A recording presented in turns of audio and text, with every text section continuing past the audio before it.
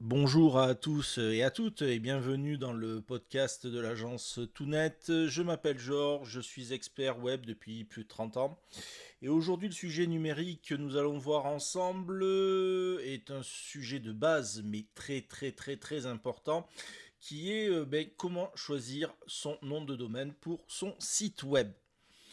Alors ça sera peut-être un podcast court par rapport à d'autres podcasts que nous faisons, mais c'est vraiment un podcast, on va dire, primordial. Et pourquoi ce podcast? C'est bien parce qu'il m'arrive, bon, je dirais pas tous les jours, mais très souvent avoir des entretiens avec des clients. Et en fait, rapidement, le point d'échauffement, bien, ça va être le nom de domaine du site web. Donc là, l'idée, bien, c'est de voir ensemble comment on choisit son nom de domaine et comment avoir un nom de domaine pertinent.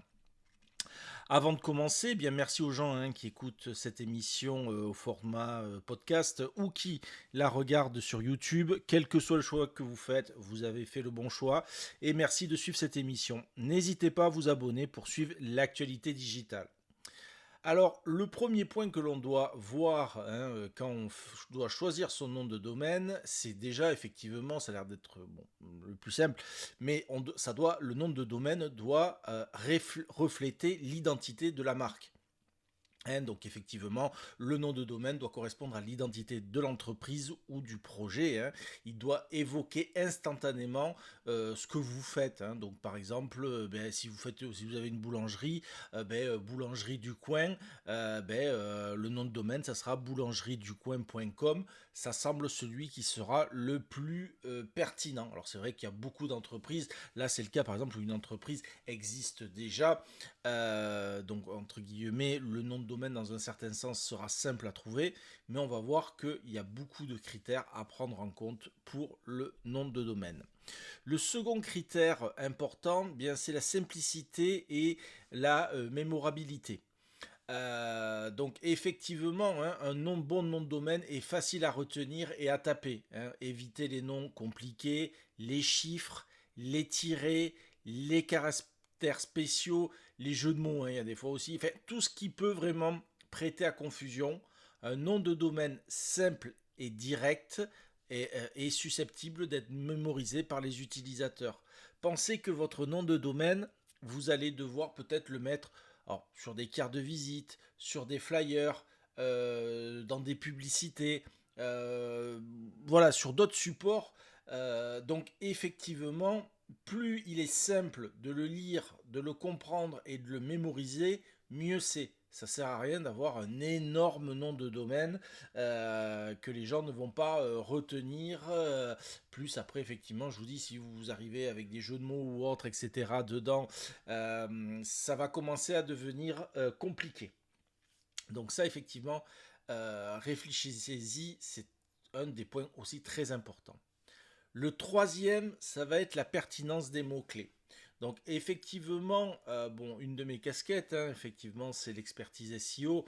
Donc intégrer des mots-clés pertinents dans le nom de domaine peut aider au référencement naturel. Alors attention, c'est pas un critère primordial, premier, ça peut être effectivement quelque chose d'intéressant d'intégrer certains mots-clés, le mot-clé, par exemple l'exemple de la boulangerie, bon ben voilà, voilà, là vous avez le mot-clé principal. Je le répète, ce n'est pas un élément primordial pour votre nom de domaine et pour le SEO, mais quand même, c'est bien de pouvoir y penser. Si voilà, par exemple plomberie Paris, vous savez tout de suite déjà où c'est et l'activité. Donc voilà, c'est un exemple. Le quatrième critère, c'est choisir la bonne extension de domaine. Alors un nom de domaine, effectivement, ça va être le nom de domaine avec l'extension. Et l'extension, ça va être par exemple un .com, un .net, un .org, un .fr. Voilà, donc à la base, effectivement, les .com, Les points net, les nets, c'était plutôt pour effectivement les entreprises qui travaillent dans l'informatique. Les points org, c'était les organisations. Le point .fr, c'était pour les sites français. Normalement, il existe des extensions pour chacun des pays dans le monde. Hein, voilà, JP pour le Japon, CN pour la Chine, etc., etc. Point .uk, point tout ce que vous voulez, autre, etc. Donc effectivement, on avait des noms de domaine qui étaient plutôt liés à des activités. Exemple, le point .biz, voilà, hein, les points .org, voilà, les points .gouv, enfin, et après par les pays. Il y en a énormément, hein. On pourrait faire presque aussi un podcast rien que sur les extensions de domaine. Vous avez les points XXX pour les sites normalement pornographiques. Vous avez même la possibilité de faire créer votre propre extension de domaine. Alors ça, c'est souvent les marques qui les font créer.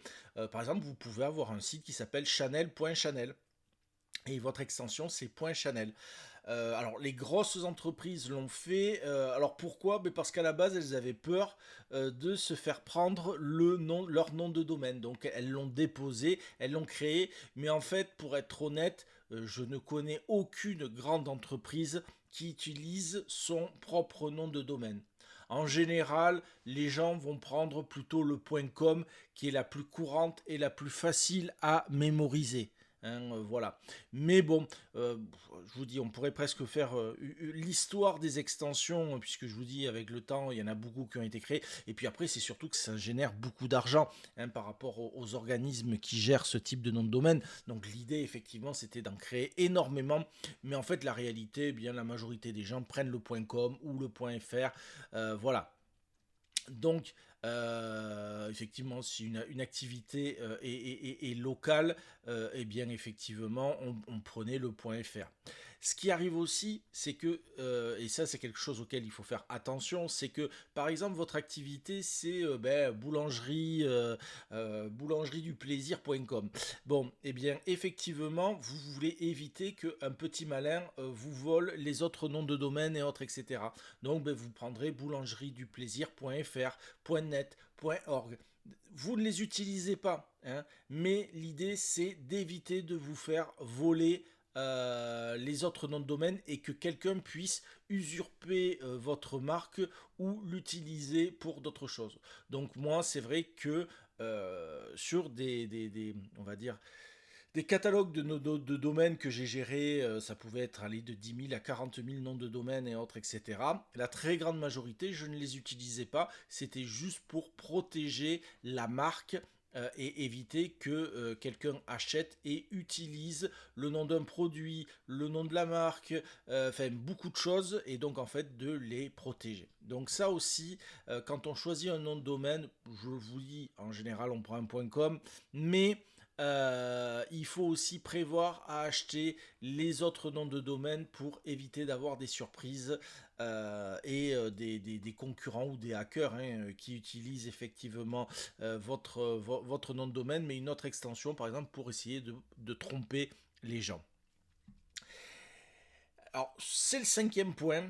Mais alors, on va être honnête, c'est à celui à vérifier le plus rapidement possible. C'est justement vérifier la disponibilité du nom de domaine. Une fois que vous avez une idée de votre nom de domaine, l'idée, c'est d'aller vérifier sa disponibilité. Alors pour ça, il y a plein d'outils en ligne, hein. Il y a Namecheap, il y a GoDaddy, il y a Google Domain, hein, voilà, qui vous permet de vérifier si votre nom de domaine est pris, pas pris, disponible et autres, etc. En fait, effectivement, moi, beaucoup de gens arrivent avec j'ai ce projet-ci, j'ai ça et autres, etc. Normalement, aujourd'hui, avant de déposer le nom d'une entreprise, hein, de faire des documents administratifs, pour moi, une des choses les plus importantes, normalement, ça serait déjà de vérifier les extensions du domaine. On ne choisit pas le nom d'une marque ou de produit ou autre, etc., si on se rend compte que ce nom de domaine, ce nom hein, est déjà utilisé par d'autres, voilà, parce que ça veut dire que ben, on n'a même pas commencé son activité, que déjà on va être obligé de rentrer en guerre avec une autre activité, même si même s'ils font même pas la même activité que vous, hein, vous pouvez avoir une entreprise. Moi, je sais que elle travaillait dans les cars et en fait, il y avait une autre entreprise d'aéronautique qui a utilisé le même nom, donc c'est même pas la même activité. Le problème, c'est que l'activité aéronautique était connue, pas celle des cars, et donc pour arriver à sortir sur les moteurs de recherche, c'était compliqué, rien qu'avec le nom de la marque. Donc moi, vraiment, le premier conseil en général, avant par rapport à la société, le nom de la société, moi normalement ça serait déjà de vérifier les disponibilités, est-ce que ce nom est déjà pris, pas pris ou autre, etc. Parce que fonder une société et se rendre compte que le nom de la société existe et déjà utilisé par une autre entité, vous ne serez pas visible sur Internet. Et honnêtement, pour beaucoup d'activités aujourd'hui, ne pas être visible par Internet, c'est un sérieux handicap et même c'est pratiquement commencer avec un pied dans la tombe. Donc ça, effectivement, ça devrait être le premier point par rapport à vérifier la disponibilité et du nom de domaine par rapport à votre marque ou par rapport à vos produits ou vos services. Aussi, alors ça fait partie aussi des choses à faire attention, c'est d'éviter les violations de marques déposées. C'est pareil, assurez-vous que le nom de domaine n'enfreint pas des marques déposées existantes, hein, ou pareil, hein, de s'amuser hein, à faire des jeux de mots ou des fautes d'orthographe sur certaines marques ou certains produits et en vous disant oui oui ça va passer. Dites-vous que moi je vois c'est arrivé par exemple pour une marque comme Rolex hein, ou autre, des petits malins se sont amusés à faire des jeux sur l'écriture et autres, etc. Dites-vous une chose, les grandes compagnies payent hein, des cabinets qui en permanence scrutent Internet ou autre, etc. Dès que vous allez lancer votre site, attendez-vous à recevoir un courrier en disant ah excusez-nous, je pense qu'il y a une erreur, mais voilà votre domaine, ça va pas le faire quoi. Hein. Donc bon, ça sera un courrier gentil, hein, mais en vous expliquant bien que si vous continuez, vous allez avoir des gros problèmes. Donc ça effectivement, ça aussi. Vérifier qu'il n'y ait pas de marque déposée par rapport au nom de domaine ou autre ou ce genre de choses parce que bon voilà c'est pareil vous risquez d'avoir des problèmes très rapidement. Le septième conseil que je donnerais, eh bien, c'est considérer l'avenir. Hein. Donc c'est pareil, quand vous choisissez un nom de domaine qui pourrait grandir avec votre entreprise, évitez les noms trop spécifiques qui pourraient limiter l'expansion future de vos services ou produits. Alors ça, je vais vous donner un cas. C'est arrivé avec une société de voyage, voilà, avec laquelle j'ai travaillé. À une époque, en fait, il s'était spécialisé sur un pays.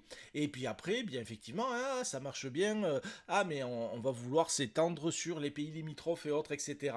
Parce que, effectivement, c'était intéressant de monter des circuits avec ces autres pays. Le problème, c'est que le nom de l'entreprise, il y avait le nom du pays dedans. Donc en fait, ça a posé, bon, on a trouvé une solution, mais ça a posé des problèmes, effectivement, en disant, malheureusement, on va pas changer le nom de la société, on a travaillé dessus, on est identifié, on est bien référencé, autres, etc. Voilà, comment on fait pour... on peut pas rajouter ces circuits par rapport à ces pays-là dans ce site qu'il y a, dans le nom de domaine, le nom du pays, on peut pas, voilà. Donc, on a trouvé effectivement une solution en faisant d'autres sites aussi, voilà, des clones, mais avec les noms des pays et autres, etc. Mais voilà, ça, on n'aurait pas eu ce problème si, et on aurait pu capitaliser sur le nom de l'agence et autres, etc. Si effectivement l'entreprise n'avait pas... Alors, fait cette erreur, hein, voilà. Mais voilà, faites attention aussi, voilà, hein, voilà, ça peut malheureusement arriver. Le dernier conseil, alors je vous l'ai déjà donné, hein, mais voilà, c'est acheter des variantes, hein. Pensez à protéger votre marque et pensez à acheter les extensions ou des variantes de nom de domaine, hein. Alors bon, moi c'est vrai que, alors est-ce qu'il faut des tirets, pas des tirets dans les noms, des underscores, pas des underscores et autres, etc. Voilà, dites-vous que Google, lui, il est capable de lire pas mal de choses et comme je disais, hein, le nom de domaine n'est pas un critère premier, hein, de Google ou des moteurs de recherche dans le SEO et autres, etc. Il faut essayer, voilà, il faut jouer entre voilà, les moteurs de recherche, l'esprit humain qui doit le retenir et autres, etc. Par contre, voilà, pensez à acheter des variantes de vos noms de domaine, s'il y a des tirés, pas des tirés ou autres, etc. Ce genre de choses, pour éviter de vous les faire voler toujours par des petits malins ou autres, ou si vous n'avez pas envie de vous retrouver face à des concurrents. Voilà, donc ça, faites-y très attention. Si ça vous intéresse, allez chercher sur Internet la problématique qu'a eu la société Carglass avec ça. Et voilà, vous comprendrez pourquoi dans les spots télé, ils indiquent bien le nom de domaine et bien l'extension qu'il faut taper parce que ben, ils se sont retrouvés avec des petits malins qui ont joué sur cela et ben, ils n'ont pas pu faire grand-chose. Donc voilà, c'est un des exemples aujourd'hui qui est connu par rapport à ça, mais bon, voilà, essayez de vous protéger au maximum. Donc voilà, vous avez bien compris, hein, des exemples par exemple de bons noms de domaine, par exemple pour une agence de marketing digital, ben, ça peut être par exemple Marketing Digital Pro, par exemple avec le nom de la société. Pour une boutique de vêtements, ça peut être modechic.com, vous voyez, enfin voilà, si vous faites par exemple un blog de cuisine, ça peut être recettesdelice.com ou un cabinet d'avocats experts, avocatexpert.com, avocatexperttoulouse.com. Voilà, ça, ce sont des noms de domaine plutôt pertinents. Donc, je le répète, hein, un nom de domaine, hein, pertinent est une étape fondamentale. C'est la première. Même au moment où on crée l'entreprise, cherche son nom, on devrait déjà réfléchir à ça pour moi. Hein, donc, c'est une étape fondamentale dans la création de votre site web et de votre entreprise. Votre nom de domaine doit renforcer votre marque, améliorer votre visibilité en ligne et faciliter l'accès à vos utilisateurs et à votre site. Voilà, après, ben, vous pouvez passer par des prestataires comme nous, on peut vous aider, hein, et on a déjà réfléchi avec beaucoup de nos clients, effectivement, sur les noms de domaine possibles pour les aider à partir sur une base solide pour avoir une bonne présence en ligne. Et c'est sur cette dernière parole que se termine ce podcast de Tout Net. Merci de l'avoir suivi et j'espère qu'il vous a plu. Mettez un pouce ou un commentaire pour que l'on continue d'échanger, hein, sur le sujet. Et je vous dis à bientôt.